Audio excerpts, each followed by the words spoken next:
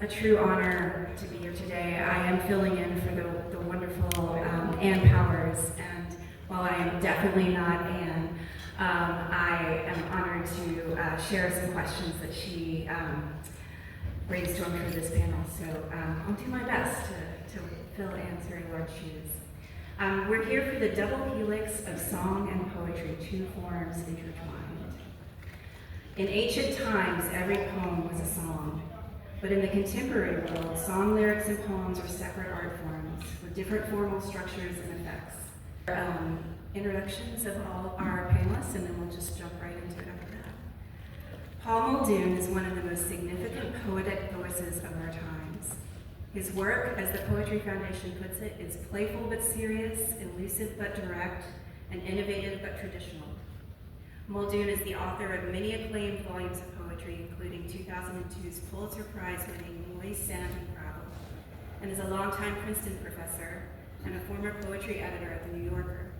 He's also a lyricist for Rogue Oliphant, a rock band based in New York and New Jersey and playing the basement during Americana Fest. He is a lyricist for read that part. Muldoon's work is celebrated for linguistic daring, shifting tones, and the ability to make the personal, political, and fantastical collide in dazzling and memorable ways. He also edited a book of poems by Johnny Cash, Forever Words, The Unknown Poems, which comprises 41 works from throughout Cash's life. Joy Harjo is the first Native American U.S. Poet Laureate, a position she held from 2019 to 2022, and one of the most influential voices in contemporary American literature. Her work merges the everyday with the mythic, using rhythm, chant, and narrative to celebrate resilience and spiritual connection. She is a member of the Muskogee Nation, and her poetry blends storytelling, music, and indigenous traditions, exploring survival, memory, and community. Of it, poet Adrienne Rich has said, "I turn and return to Harjo's poetry for her breathtaking, complex witness, and for her world-remaking language, precise, unsentimental, miraculous." Harjo is also a vocalist. In many volumes of critically acclaimed, she's a Grammy Award-winning singer-songwriter and author whose music spans country, folk rock, and Americana. A respected advocate for artists' rights and social issues, she established her voice with albums like 7 Year Ache and The River and the Thread, and has earned widespread critical acclaim and numerous awards. Music is service to people, she has said. Music and art, we need it like blood and oxygen. It heals us and reveals us to ourselves. In addition to her work in song, Cash is the author of 4 books, including the best-selling memoir Composed, and her essays have appeared in the New York Times, Rolling Stone, the Oxford American, The Nation, and other publications. She's been honored with multiple nominations from the AMA for Artist of the Year, Album of the Year, and Song of the Year, and has earned 3 Grammys for Best Americana Album, Best American Roots Song, and Best American Roots Performance. And Mary Gauthier is a singer-songwriter celebrated for raw honesty, emotional depth, and storytelling. Of her work, Brady Carlisle said, "Mary's songwriting speaks to the tender aspects of our humanness. We need her voice in times like these more than we ever have." Mary's albums, including Mercy Now, The Foundling, and Rifles and Rosary Beads, blend folk, country, and blues, often exploring resilience, trauma, and redemption. Rifles and Rosary Beads, co-written with U.S. veterans, earned a Grammy nomination, and Gauthier's memoir, Saved by Song, chronicles her journey from struggle to artistic recognition. Known for fearless lyricism and compassion, she has become a vital voice in Americana, using song to illuminate the human experience and give voice to those whose stories are often unheard. And with that one, is there in fact even a divide between poetry and song lyrics? It's sort of an unresolved matter.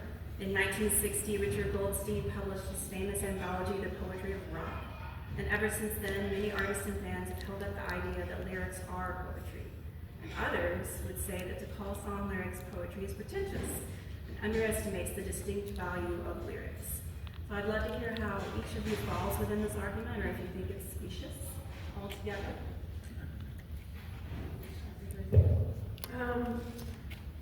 Well, I don't think it's pretentious at all, because there are certain song lyrics you could pull out and say they would stand alone as poetry. But at the same time, the song is defined by the fact that it's married to a melody, to music, to a backbeat. And that definition is not a poor cousin to poetry. It's its own art form. So and there's honor in that art form, and it requires just as much discipline as if you're a painter or a poet or any other art form. So the argument often doesn't make sense to me. It's because they're different. At the same time, you could take Bob Dylan's Masters of War and remove it from its melody and go, wow, that could stand alone. And, you know, there are many that could stand alone. I mean, I'm old school, so a rhyme scheme is definitive to me, and at least to know the rhyme scheme before you let it go, if you're letting it go in your song. But, you know, there's plenty of poems with rhyme schemes as well. And that is a mess of an answer. I think Paul should weigh in on this. It's a mess of a question. Well, I think that's right. And, you know, I think there are certain songwriters who have managed to have us all slightly confounded here. One who springs to mind immediately is Leonard Cohen, because his collected poems, as it happens, are there. That book is indivisible from his collected song lyrics. And the notion I find very useful here is that the pressure per square inch in a, just to talk about Leonard Cohen, your typical Leonard Cohen lyric is equal, if not higher, equal to, if not higher than, your average poem and the pressure per square inch therein. But a lot of time and ink has been has gone onto the bridge, and a lot of other stuff too, as Bob Dylan says, on this topic. But I think we know a song when we see it, we know a lyric when we see it or when we hear it, and you know, as I say, we could talk about this forever, and we've got lots of time to talk about it, but it's a little bit like the difference between a hippo and a rhino. They're both great grey areas, as it were, but you kind of know one, you can tell one from the other if it's charging you, right? And that is a Princeton professor, and that is the difference from him from the rest of us. Don't take anything I said too seriously, because I'm not a former Princeton professor. I've retired, so you know I may say all kinds of things that probably professors shouldn't say. But I love that pressure the idea of pressure coming from form and then the power infused in that.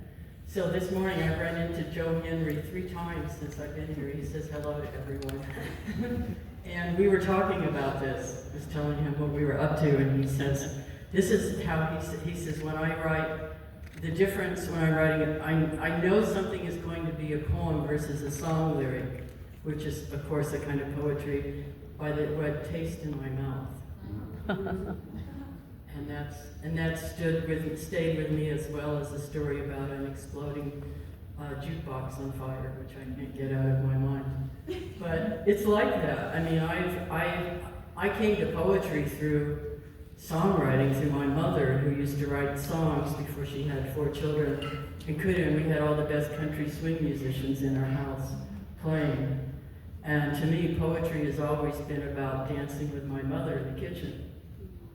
But it's like that. I mean, I also, poetry, music, dance, they all came into the world together.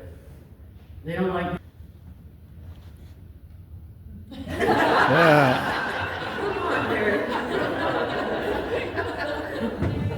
Maybe I'll lead into the next question with you. We were talking in agreement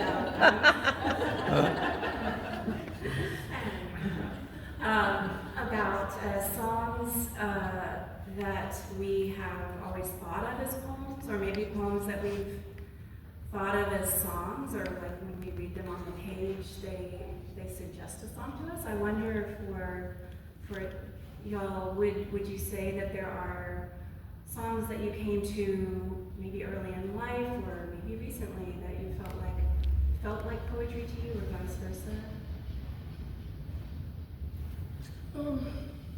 No, here's the deal for me.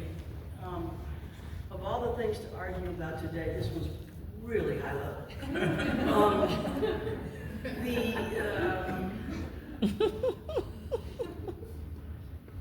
The conversation around songs and poems, to me, can be narrowed down to this. Songs are meant to be sung. What Rose already said, there's a melody component in songs.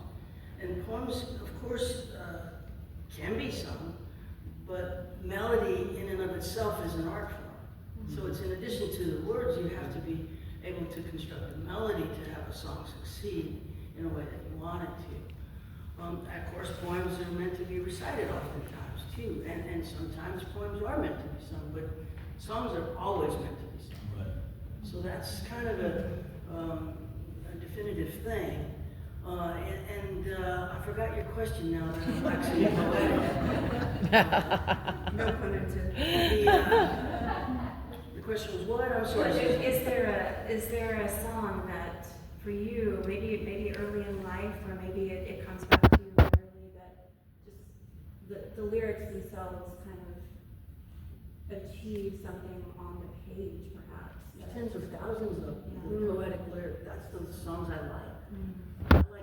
I like songs that were written by an actual writer, meaning someone who has taken great care with language and understands meter and melody and metaphor and many of the devices, not all. I have to be careful. Many of the devices of poetry. I really am a lyric first person. The way I listen to a song is lyric, melody, voice. So a lot of the general public will go voice, melody, and I don't care what they're saying.